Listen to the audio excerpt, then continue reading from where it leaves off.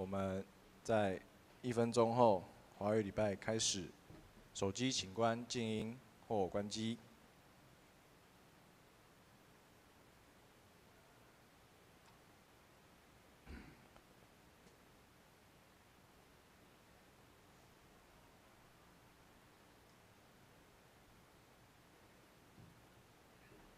各位弟兄姐妹平安，很开心，我们在这个端午节的连假，我们依然来到我们主的圣殿当中，我们一起起立来唱我们第一首歌《这里有荣耀》，我们一起拍手，哈利路亚！这里有荣耀，这里有属神的荣耀。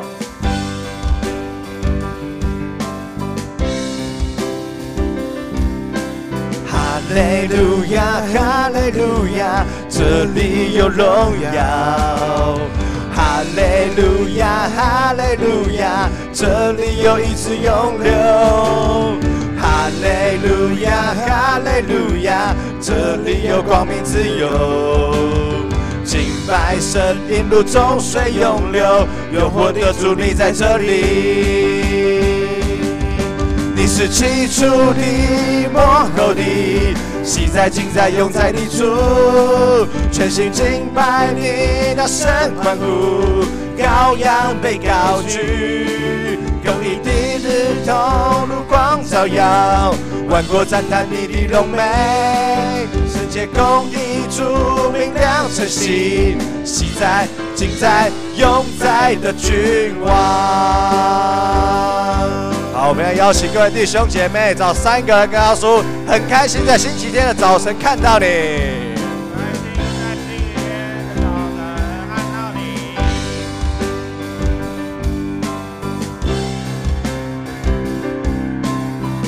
我们从头来唱一次，哈利路亚，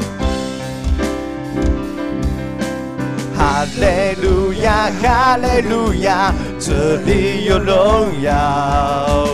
哈利路亚，哈利路亚，这里有医治永留。哈利路亚，哈利路亚，这里有光明自由。敬拜神，引路中水永流，永活的主你在这里。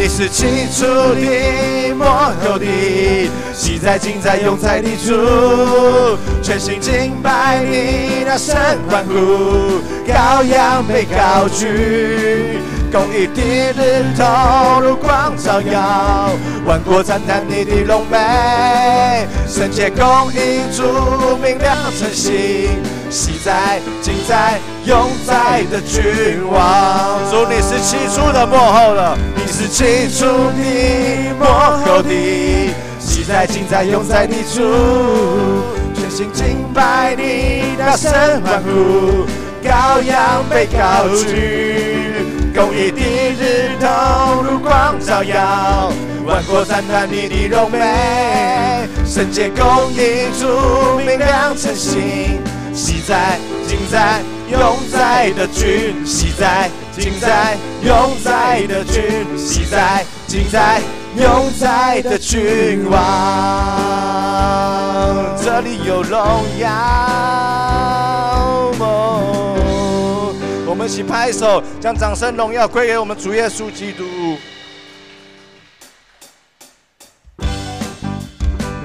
哈利路亚！我们一起要前来敬拜我们永远的君王。 哈利路亚！我们要大声宣告主荣耀降临，主你是荣耀尊贵，你的能力权柄都归于你。一起来拍手，唱第2首歌，前来敬拜。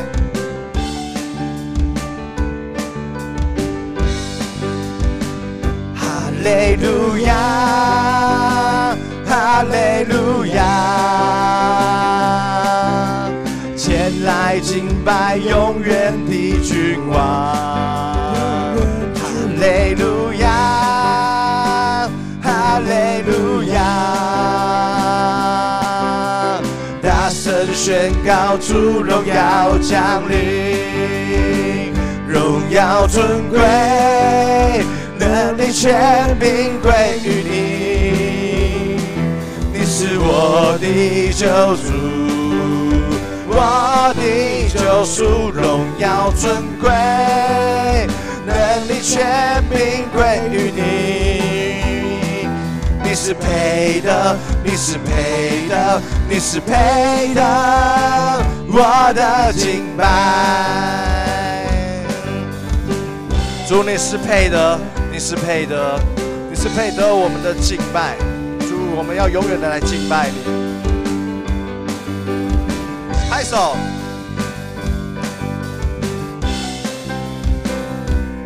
我们从头来唱，哈利路亚。哈利路亚，哈利路亚，前来敬拜永远的君王。哈利路亚，哈利路亚，大声宣告主荣耀降临，荣耀尊贵。能力权柄归于你，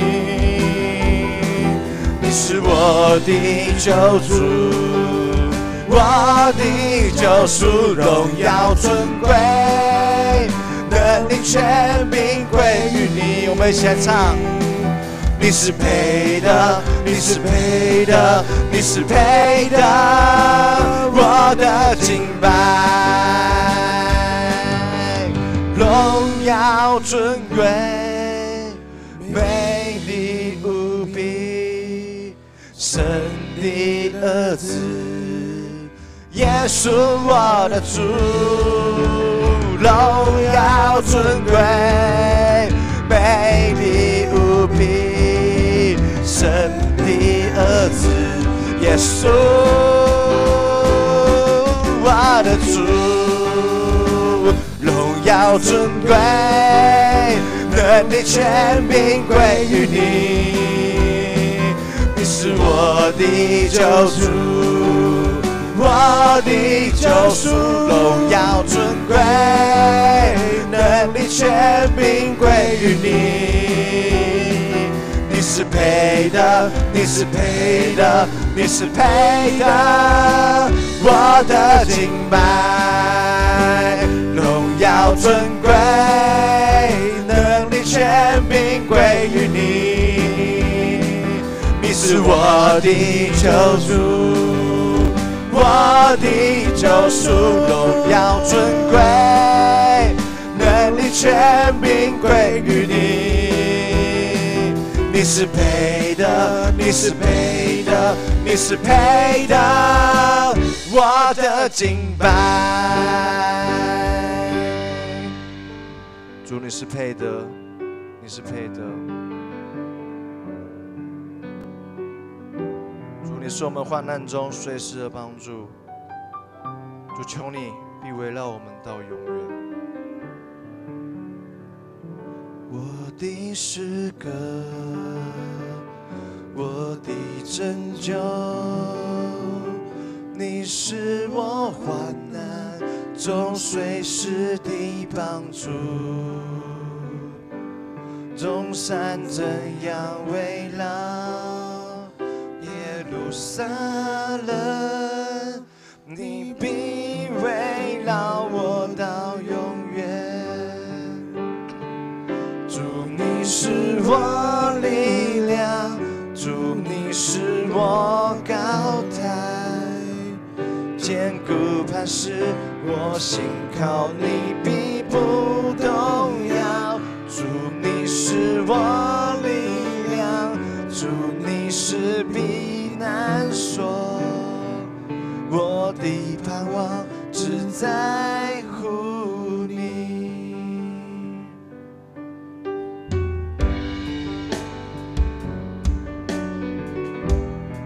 在一起用祷告的心，一起来对主唱。我的诗歌，我的拯救，你是我患难中随时的帮助。众山怎样围绕耶路撒冷，你必围绕我到永远。主，你是我们的力量，主，你是我力量，主，你是我高台，坚固磐石，我心靠你必不动摇。主，你是我力量，主，你是避难所，我的盼望只在乎你。主，你是我力量，主，你是我高台，坚固磐石，我心靠你必不动摇。主，你是我力量，主，你是避难所，我的盼望只在乎你。我们一起来唱。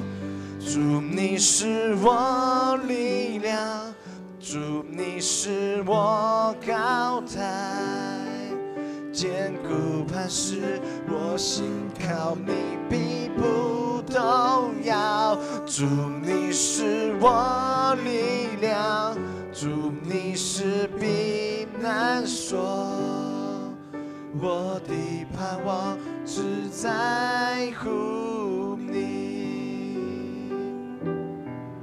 我的盼望只在乎你。我们一起来做个祷告，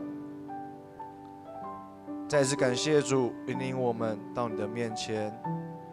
主，你是我们这一生患难中随时的帮助。主，求你这一生都和我们同在。主，你是我们的力量，主，你是我们的高台，在坚固磐石上，我们信靠你，必不致动摇。感谢主，也求你看我们接下来的礼拜都交在主你的手中。这样祷告都是奉主耶稣基督的名来求，阿们。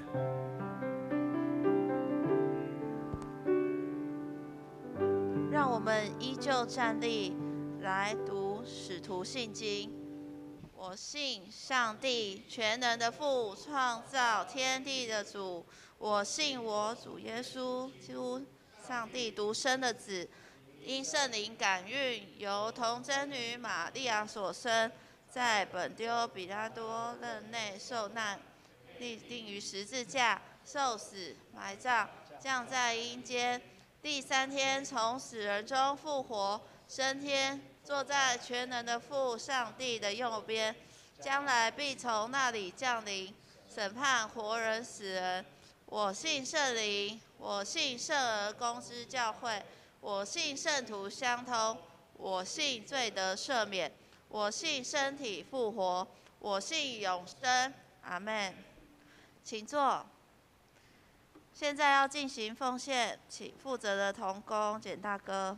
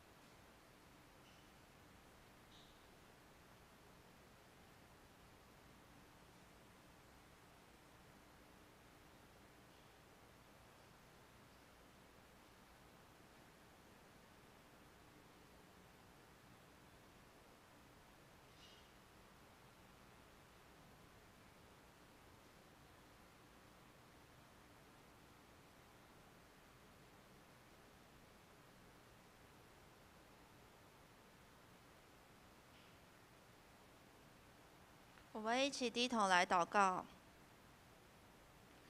上帝，我们要学习在侍奉你上敬虔，在生活上也要敬虔，用生活中的敬虔去让别人看到你的荣耀，看到我们不一样的生命。学习你的样式是本分，在侍奉上敬虔更是。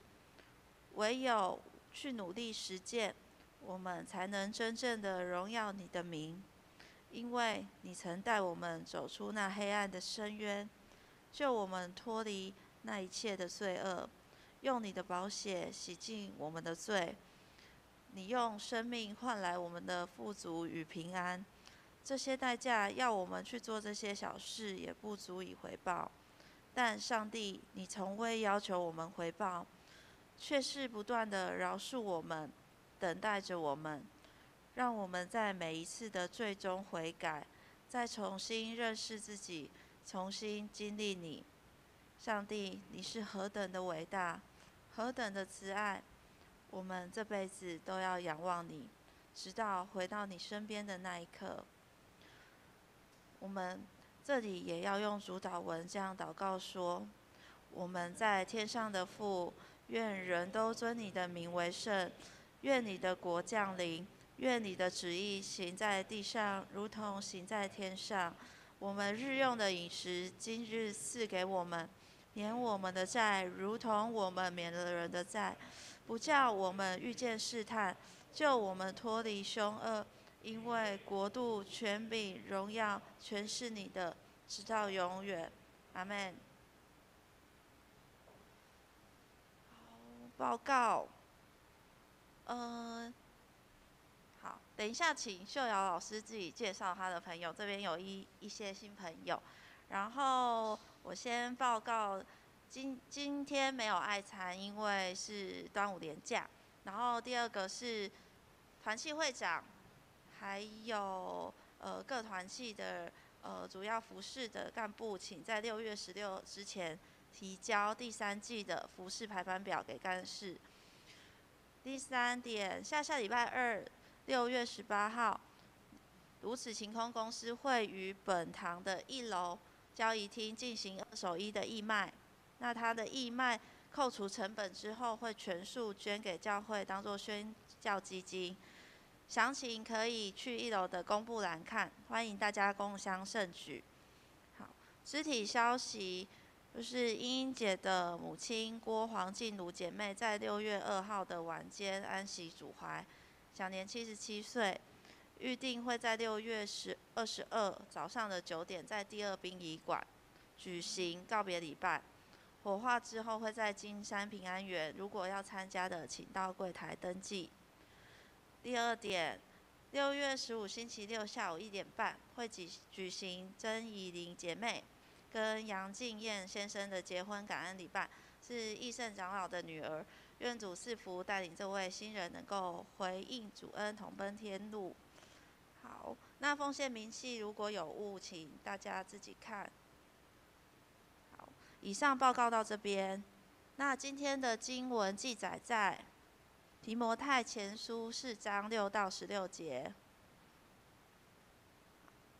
那我这边来念。第6节，你若将这些事提醒弟兄们，便是基督耶稣的好执事，在真道的话语和你向来所服从的善道上得了教育，只是要弃绝那世俗的言语和老妇荒谬的话，在敬虔上操练自己。操练身体益处还少，唯独敬虔凡事都有益处，因有今生和来生的应许。这话是可信的，是十分可佩服的。我们劳苦努力，正是为此，因我们的指望在乎永生的神，他是万人的救主，更是信徒的救主。这些事你要吩咐人，也要教导人，不可叫人小看你年轻，总要在言语、行为、爱心、信心、清洁上，都做信徒的榜样。你要以宣读、劝勉、教导为念，只等到我来。你不要轻忽所得的恩赐，就是从前借着预言，在众长老按手的时候赐给你的。这些事你要殷勤去做，并要在此专心，使众人看出你的长进来。你要谨慎自己和自己的教训，要在这些事上恒心，因为这样行，又能救自己，又能救听你的人。我们请义杰牧师证道，讲到的题目是敬虔的力量。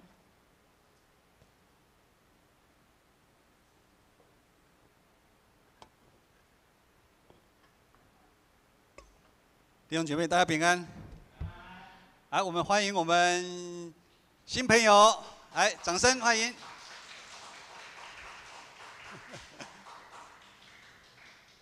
是秀瑶姐的朋友。哎呀，好。在开始之前，我们一起同声来祷告。天父上帝，我们满心感谢赞美你。在这样一个混乱的一个世代，在一个很难判断的一个年代里面，愿主你保守看顾我们，带领我们前面的脚步，愿你的话语亲自带领我们，带领我们走上永生这条路。祷告祈求奉靠耶稣的名，阿们。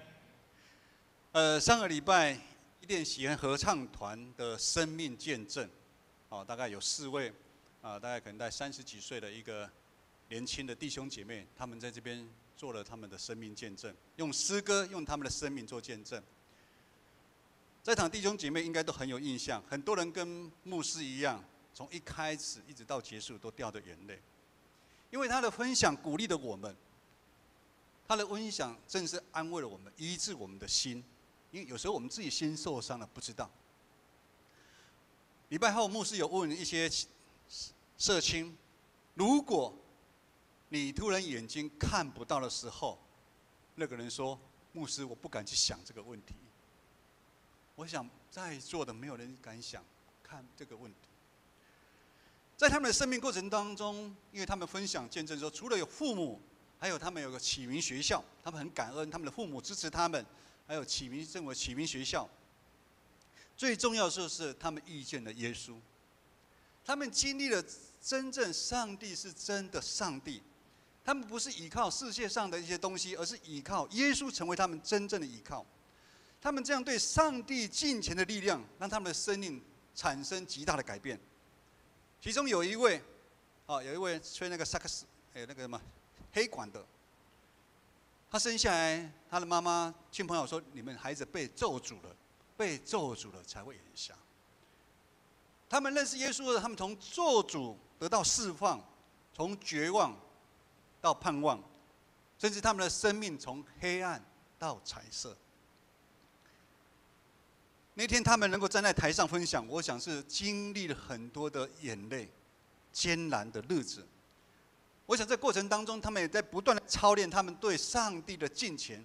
怎么敬虔呢？他们在过程当中，他们开始学习认识上帝。那个队长说，他从小在教会长大，可是他也是慢慢经历上帝，不是我父母亲的上帝，原来是我自己的上帝。他们也慢慢经历了上帝对他们的爱。但是我们知道，这期间又有多少跟他们一样的弟兄姐妹，眼睛看不到的弟兄姐妹，因为没有信仰，因为没有好的影响，仍然陷入在深渊当中，甚至失去了盼望。在现今价值观混淆的时代里面，什么是对，什么是完全不对，什么又是我们需要，什么是必要？坦白讲，我们常常分不是很清楚，因为人的罪性跟贪婪的缘故。我们都认为我们的眼睛好像是1.0、1.2，甚至更多。我们看这个世界，我们看得很清楚，以至于我们在我们生命的过程当中，我们汲汲营营，我们绞尽脑汁，我们精打细算，我们想要为我们自己争取更多的东西，从小就在争取更多的东西。岂不知，我想大家都有经历过。有一定的联系，岂不知我们以为我们眼睛看很清楚，其实我们眼睛看的都是雾雾的。我们常常会有人被骗，我们会走错地方，我们常常受这个世俗的价值观在影响我们的判断，我们反倒去追求那个会消失的东西。这也是21世纪教会共同最大的挑战。什么挑战？教会离基督的真理、福音越来越远。日光底下没有新鲜的事，在2000多年前的教会早就遇到一样的问题。我们一起来看今天的经文，提摩太前书4章6到7节。提摩太前书4章6到7节。你若将这些事提醒弟兄们，便是基督耶稣的好执事，在真道的话语和你向来所服从的善道上得了教育。只要弃绝那世俗的言语和老妇荒谬的话，在敬虔上操练自己。提摩太牧养的以弗所教会发生了一件很大的问题，就是有假教师进入当时的教会。其实这个是那个时代普遍的现象，很多的教会里面有很多的假教师宣扬不一样的一个福音，而且这新的福音非常的吸引人，以至于有人舍弃了。这边讲了，有人弃绝了，舍弃了保罗所传基督的福音。这情形就好像旧约时代的以色列百姓。我们在读以色列的历史一样，很多以色列的百姓受假先知的影响，他们舍弃了带他们出埃及的上帝，跟随敬拜那些巴力偶像、其他的神明，道理是一样的。第7节讲到，只要弃绝那世俗的言语和老妇荒谬的话。有历史以来，总是有2股力量在我们的生命当中拉扯，特别是在教会里面，光明与黑暗，这是非常的明显的。那些假教师违背福音的言论，以及一些毫无根据的话，似是而非，常常很多的八卦，言不及义的话，总在教会里面流传，影响信徒的生命。其实这个背后，2000多年前跟现在其实都一样，那些诱导人、欺骗人的邪灵在我们当中啊，弟兄姐妹，这是一个属灵的征战。假教师的教导就如同现代世俗价值观对教会的冲击一样大，让我们在不知不觉当中，我们舍弃了基督纯正的一个信仰。台语礼拜前的时候那个博彦的阿公，也很跟得上时代。他说：“牧师啊，现在是 AI 时代，哇！”阿公会讲 AI 时代哦。他说：“AI 也很会写讲章以后礼拜的时候就用 AI3D 他就在那边讲道，你就在后面坐着纳凉就好。”哎呦，阿公也会这样讲。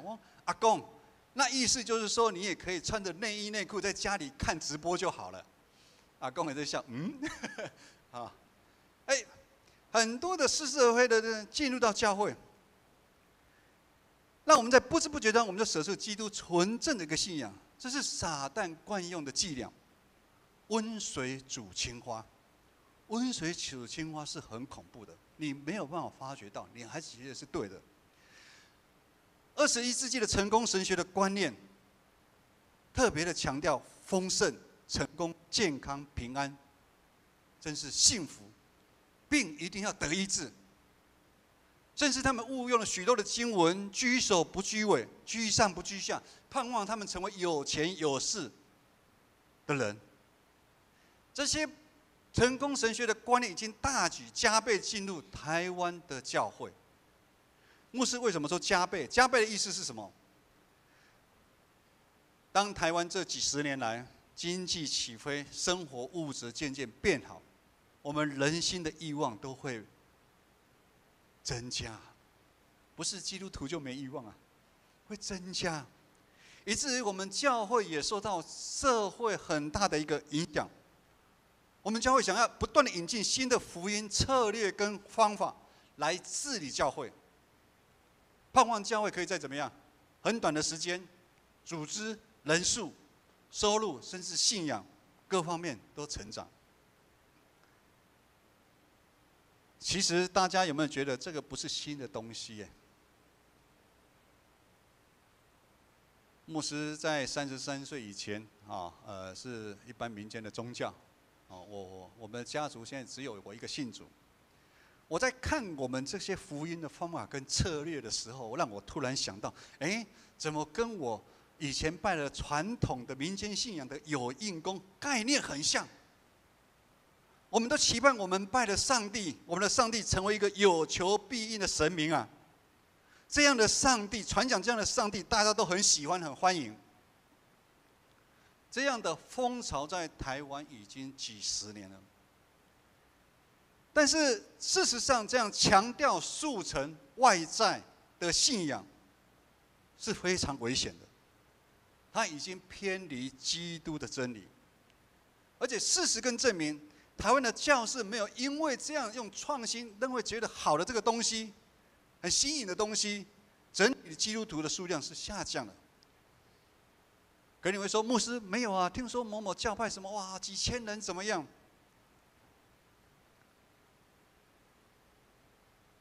这样的策略常常开大门进来，后面的门更大，跑掉。而且这样速成的一个方式，在造成很多教会里面的纷争。我在 LB 看过一个哈，现在有某策略小组，不要牧师一直这样，因为这会直播啊哈。某策略小组，啊，那他们就有欢迎新朋友啊，叫所谓的 base 的新朋友来参加，然后他们都会准备了很多的礼物。很多人都喜欢当新朋友就好，就是我只要当到新朋友，因为每次新朋友去都会有礼物。好，他 FB 上面写说，那个先生跟太太各参加一个参加兄弟的小组，一个参加姐妹的小组。然后参加兄弟小组的时候，我能不能再多带一份礼物啊给我太太？参加姐妹就说，我能不能再多带一份礼物给我先生？哦，他们每个礼拜就去拿礼物，然后我们的人嘛，哦，因为有业绩压力，哦。来嘛，找人来有业绩压力，一直希望他能够签一个说你要受洗的一个，就好像我们去买车子、买房子嘛，sales 不会跟你讲说吗？你有喜欢吗？哦，然后一个来签一下说你想要买这个哦，你们都不知道，现在也有这个嘞。现在教会弄成哦，在拍卖，在那个嘞哦，那个人那个 FB 上写，那个人一直不签，因为他知道一件事情，因为听说有签了受洗的时候。小组长就不管他了，业绩达成了，他就不管了，所以那些人就这样，就开后门就跑掉了，因为刚来关心我，跟我之后受洗完全不一样。所以保罗提醒提摩太不要陷入这样的一个陷阱里面。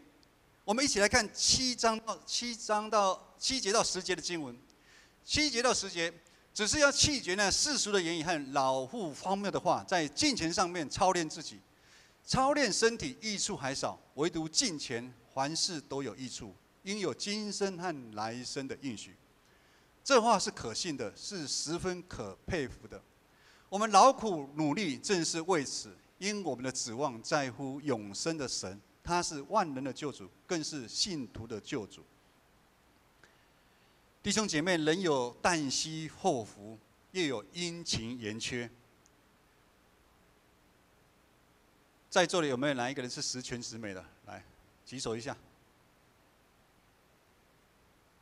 其实小贾大家都觉得你又高又帅，然后有没有？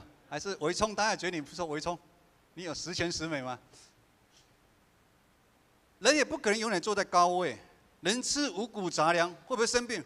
会嘞。听说有的教派是生病不敢讲，你知道吗？生病不敢讲，因为你祷告不够才会让你生病。生病不敢讲，人不可能不跌倒，人不可能不伤心不流眼泪，人不可能没有惊慌争吵，甚至人不可能没有分离的一个经验。大家知道，新朋友哈，牧师是金门人啊，目前外岛啊，上个月回去看爸爸妈妈，快闪4天。回来的时候，每次要回来台湾的时候，那个心总是非常的纠结。虽然现在赖很方便，跟以前差很多，但是总是会要离开的时候，总是很纠结。那个纠结说不上，很快就见面，又不是不见面。我的儿子在松山机场啊，子群那边，他每次要回去的时候，爸爸抱一下，心里面也很纠结的，又不是不见面，但是我们不可能没有分离的经验，但是我们会将他们交给主耶稣。我们也有人就像上个礼拜伊甸喜恩合唱团一样，他们眼睛看不到，甚至有人生来就得到很多罕见疾病，而且世人一定会经历生离死别。要是这样，请问我们的盼望到底在哪里？我们应该不是会盼望那些会消失的荣华富贵，或者是我们外在的一些东西吧？跑车应该只是我喜欢吧，那个不会成为我的盼望吧？在这段经文让我很清楚知道，基督徒的盼望在哪里？是我们永生的上帝啊！我们的指望，第10节讲说，我们指望是在乎永生的神啊！而且根据上帝人有呢，有今世、现在、今生跟来世的一个应许。我们人在世的时间其实都很短，一眨眼就过了。一眨眼就过了。我们是盼望是生生不息的生命啊！我们是盼望那些看得到的。经文也说，看得到的盼望不是盼望啊。所以保罗鼓励提摩太要舍弃什么世俗的言语跟世俗的价值观，并且回到上帝的里面，回到上帝的里面，而且成为一位对上帝敬虔的人。因为这个敬虔的力量，才有办法救我们自己，也以及跟随上帝的弟兄姐妹。敬虔2个字，它有敬畏跟爱慕融合在一起。敬畏跟爱慕，敬虔是人对上帝一种降服跟俯伏的一个态度。大家可能没有办法想象这种。我们比较多看外面在庙里面拜拜的时候，那种跪在那边，那种拜拜那种虔诚，甚至在祈祷，他们很求救，他们趴着那种对他们的神明的那种敬虔。我们对上帝就是这样子，我们要对上帝的敬虔是这样子，是一个人内心原本占据都是自己的想法，或者是世界上的东西。但是，当我们经历主耶稣的爱之后，我们愿意改变什么？从里面装的都是我们，改装上帝掌管我们，上帝当作我们的生命的中心。在信仰旅程当中，牧师常常弟兄姐妹跟牧师讲说：为什么？为什么？为什么？其实，当他跟我讲在为什么时候会碰到这个事情的时候，为什么是我们不是别人的时候，其实我心里面有2种反应。第一个，我是非常的心疼他；第二个，为什么你还是你的想法都是以自我中心为出发点？我们看到上个礼拜那4个弟兄姐妹，他们毫无怨言嘞，他们眼睛看不到嘞，他们不断的赞美上帝，赞美上帝。所以在敬虔在某一部分，它是有一个积极的一个意识，它是一个行动，一个动力。敬虔简单就是说，我们努力要跟上帝有亲密的关系。我们跟上帝要有亲密的关系，我们跟这个神明，我们是要有亲密的关系。你说一般外面的拜拜，他会想要跟他的神明有亲密的关系？不会有。我需要的时候，我可能很敬虔，但我需要的时候我才需要你。可是我们的敬虔是我们要跟上帝有亲密的关系，而且要让我们越来越像主耶稣的一个样式啊。那个是非常困难的啦，以至于因为我们愿意改变，从这边改变到这边，把旧的改变掉，不断的调整自己。所以要成为敬虔，需要操练啊。这边讲要操练啊。第8节说，操练身体益处还少，唯独敬虔。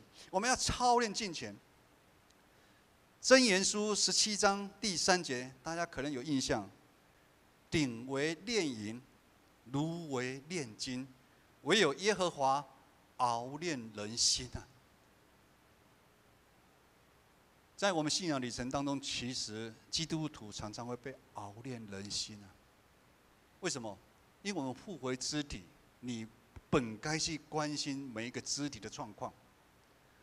在我们的代祷事项里面，我们看到很多身体病痛弟兄姐妹，你有去关心过吗？你有把他们放在你的心里面吗？当你放在心里面，就是一个重担哦。但是上帝透过这样在熬炼我们的心啊。这边保罗以运动员为例，要成为一个可靠的运动员，我们现在台湾的运动非常的风行，哦，不管篮球什么哈。那我们建成有一个篮球队啊，包括那个如果想打篮球也可以来参加我们的。我们建成有个篮球队，我们有将近到期有大概40个人在打篮球，3队在打。你平常不操练哦，你上去稍微跑一下你就会扭到哦，上去就会扭到哦。我们有一些年轻人也是没有暖身哦，一上去只要后退几步，筋就抽到了。一个好的选手，他在平常他会注重他的生活起居、饮食，甚至信仰，因为他要规律的、不断的要求操练自己，让他可以成为随时上场比赛的选手。下面的经文11到13节，就是保罗吩咐提摩太要操练的项目，也是在吩咐我们。11到13节，这些事你要吩咐人，也要教导人，不可叫人小看你年轻，总要在言语、行为、爱心、信心、清洁上都做信徒的榜样。你要先读圣经，劝勉人，教导为念，只等到我来。这样看来，要成为敬虔的基督徒是一项很艰巨的任务嘞。言语、行为、爱心、信心、清洁，读圣经、劝勉人、教导人，哇，这个真的是很困难嘞。所以为什么当基督徒要常常警醒？那保罗为什么要我们有那么多的武器呢？因为太多引诱我们的魔鬼撒旦会从四面八方来，太多的敌人想要趁我们有空隙，他就会进入你。常常讲魔鬼藏在细节当中，就是这样子啊。牧师举第一个讲话，言语是做在我们人的心境跟性情的。如果一个人整天言不及义，我们从我们心里面的心田要种什么？你种什么得什么嘞？我们心里面汲汲营营想要怎么样，我们的心就是这样子。可是当我们的心里面是种植了上帝的话、上帝的真道，我们展现出来就不一样，我们的性格也就不一样。箴言书也说，18章21节说：“生死在舌头的掌握之下，喜爱弄舌的，必吃他所结的果实啊。”弟兄姐妹，教会透过教会的生活，教会什么生活？我们的礼拜，我们的灵修，我们的读经，我们也透过团契的生活、小组的生活。在小组里面，你要委身、分享、陪伴。你不要觉得委身不重要。我们在社区里面，常常有人说，因为他讲的某一句话影响到我。有时候你说我哪有讲什么话？我忘记我上个礼拜讲了什么话。可是你讲那句话，可能圣灵透过你讲那句话，就影响那个弟兄姐妹。我们也参与教会许许多多的服事。当我们委身在一个服事里面，我们就会人嘛，你要怎么样去维持里面的关系？甚至在服事的当中，你要需要很多的一个忍耐，因为不是每一个人都跟你一样。我们不是一个军事化的一个地方，纵使是在公司行号里面，同一个团队里面，常常也会有冲突。但是那个就是服事很重要的一个意义。我们只要这个当中去学习彼此相爱。上帝透过他自己的话，上帝透过他自己的灵，让我们在日常生活的行为上面不断的操练我们自己，成为敬虔的人。当一个教会里面愿意这样操练的时候，这样的一个好的效就会互相影响在教会里面。这对上帝敬虔的力量会产生，牧师整理出来有3大好处。第一个，我们会更认识上帝创造的美好，就不会再想到我们自己，其实我们很渺小的。我们会开阔我们属灵的眼界。昨天牧师从 FB 知道婉柔跟小贾婉柔小贾，婉柔去小贾小贾他们乡下是吧？去拔玉米，玉米是拔来摘的，摘玉米是摘。有看过玉米树的人举手，玉米树的举手。1个、2个，你看2个。那牧师请问一下那个猪肉是在哪里？猪肉在哪里看得到？全年。好，回到那个，我想今天刚刚早上，我心里在想啊，哇，那我明天可能有玉米吃，真的哈，一大早哈，晚了他们送了一些玉米来给牧师。我想他从里面，从他们昨天去阿姨的菜园里面去看到那个玉米，他说当农夫真的好辛苦哦，真的好辛苦哦。我们很奇，你们不觉得很奇妙吗？一个种子，然后可以变一个玉米出来，这个不是很大的神迹吗？我们还有什么丰盛、平安什么那个吗？你看看上帝的创造，会开启我们的眼界，我们眼界基督徒眼界会看不一样。我们不是只在看啊台湾的股票哦，然后黄仁勋来哦，什么 AI 都涨了，你每天都在想那些东西，里面想的都是这个东西，不是啊？上帝创造了那些都会消失啊。弟兄姐妹，那些都消失的。现在还有人谁在纪念贾伯斯？没有了吧？成吉思汗、拿破仑没有了嘛？对不对？第二个，我们会经历上帝所赏赐的永生盼望的甘甜呐、这不是基督徒可以赏识到的。我们在地如在天，我们会品尝到，当我们有敬虔的力量的时候，我们会品尝到那个在地如在天的，我们预尝那个滋味。我们预尝到天上那个永生盼望的滋味。我们不会在碰到事情的时候问为什么为什么，我们反而会感谢赞美主，让我碰到这样的事情。我想刚刚的伊甸这些弟兄姐妹，他们碰到那么大的困难，但是竟然用他们的生命来见证上帝。最后，敬虔的力量帮助我们面对世界魔鬼对我们的引诱，来自任何的引诱，情、权。任何的引诱，而且并且让我们有力量回应上帝对我们每一个人的呼召，我们每一个人有使命。牧师跟他们那些长辈讲，你们有你的使命。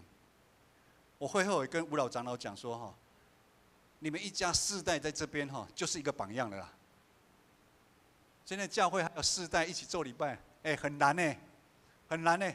4代这样一起来做礼拜，就是一个榜样，大家会看。如果今天吴老长老每次讲一些言不及义的话，有可能是543的，你这怪怪的。可是我们看到他成为大家榜样，榜样，他去关心每个弟兄姐妹。我们知道我们的使命，而且我们知道这个呼召跟使命是要背起十字架的，甚至我们要有苦难的路来走。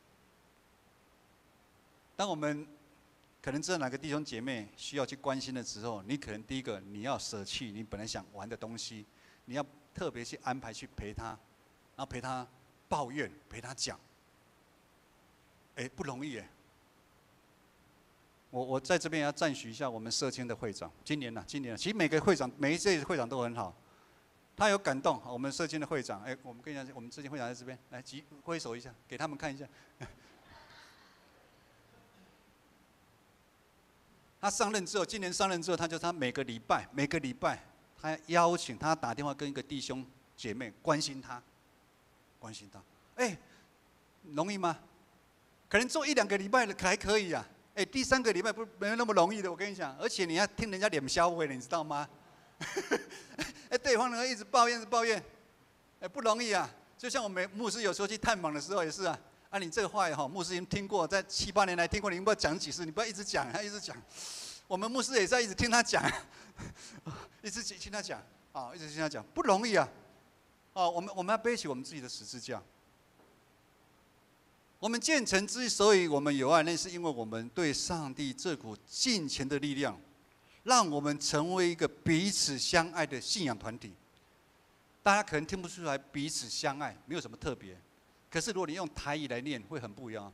彼此相疼，那个爱的是会痛，那个痛是因为有主耶稣的爱在里面啊。主耶稣为我们钉十字架，他救赎世人的那个爱，那个痛，透过我们的生命，透过我们的教会，透过我们在社区，在我们的生活当中，不断的来见证他的爱。上周伊甸喜恩合唱团，他们团员以我们来看，他们眼睛是看不到了。在一般世俗的价值观，说实在话，他们是会被轻视的。我们也常常以前我们对盲人还没有很重视的时候，我们知道他们连走路的地方都没有，我们的摩托车都停满了。我们摩托车都停满了。我们教会也有3个盲人。我常跟弟兄姐妹，你来一定要主动跟他打招呼，不然他不知道你来了，你知道吗？你以为他知道，他不知道。所以我们很多弟兄姐妹，他们有时候关心说：“哎，某某人是不是最近是发生什么事，怎么都没有来跟我问好？”我去跟某某人讲，那个人真的很不好意思。我说他很关心你。这是喜恩合唱团的看不见的弟兄姐妹，他们因为敬畏上帝，他们依靠耶稣，他们用到行动不方便的一个身体，他们做一个有意义的事情，就是为主宣扬福音。我们建成第一次有导盲犬来做礼拜，牧师也是那么近看一个人牵着导盲犬来做礼的那盲人。这样看起来，喜恩合唱团的这些弟兄姐妹，他们的眼睛其实看得比我们还清楚啊！他们知道什么才是真的，什么才是假的。礼拜4晚上，社青一个姐妹跟我分享说：“牧师，我本来觉得我担心的，我害怕的，我那些艰难困苦，听了他们的见证之后，真的觉得不值一提耶。跟着他们比起来，真的差太多了。”喜恩合唱团的弟兄姐妹，他们不受世俗的影响，因为耶稣他们的生命活出了色彩，并且在这个过程当中，他们已经经历了今生跟来世上帝对他们的应许啊。他们已经得到主耶稣最大的奖赏啊！你们是忠心的仆人啊！愿我们所有的弟兄姐妹，我们在信仰的路上，我们同心合意，我们继续操练我们对上帝的敬虔，让上帝的爱在我们身上来显现。我们一起透过敬拜团，我们来唱这首回应的诗歌。我们一起立来唱这首《主你是我力量》，来回应。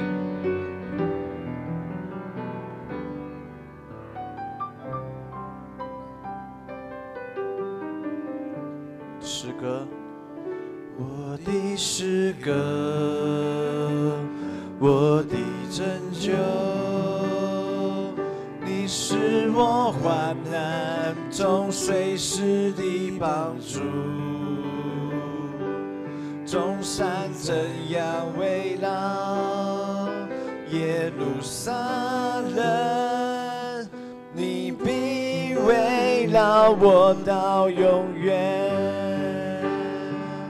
主你是我力量，主你是我高台，坚固磐石我心靠，你必不动摇。主你是我力量，主你是避难所，我的盼望只在乎你。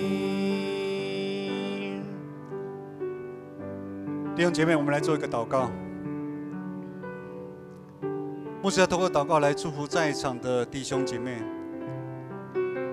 愿你的心能够打开，能够来接受主耶稣对你的爱。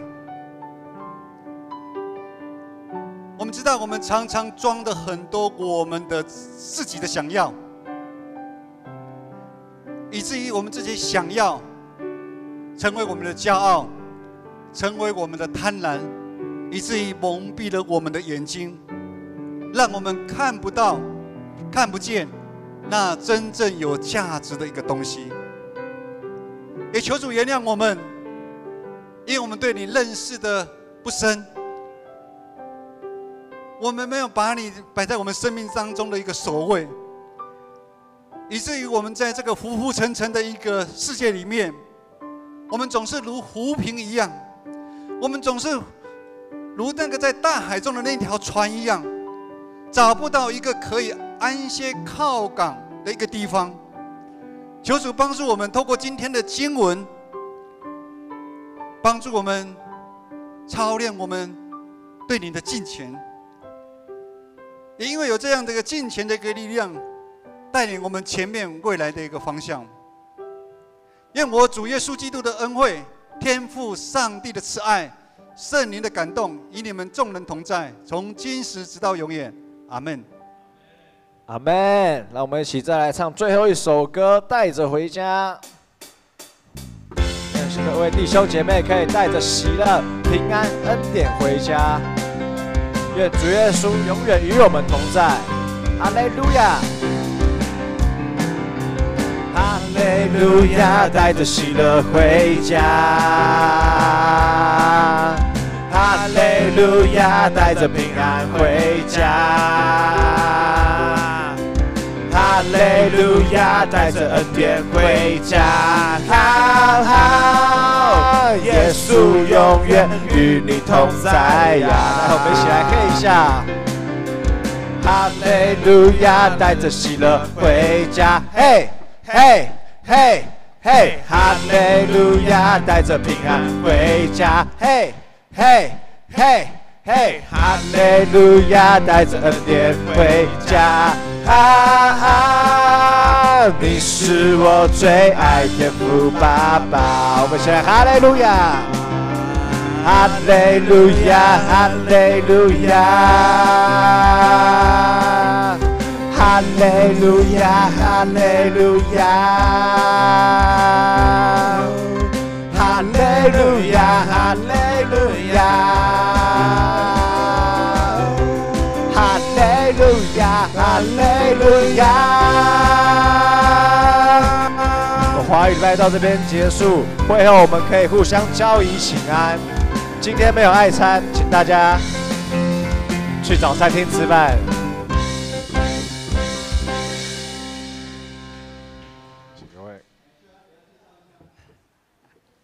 来，他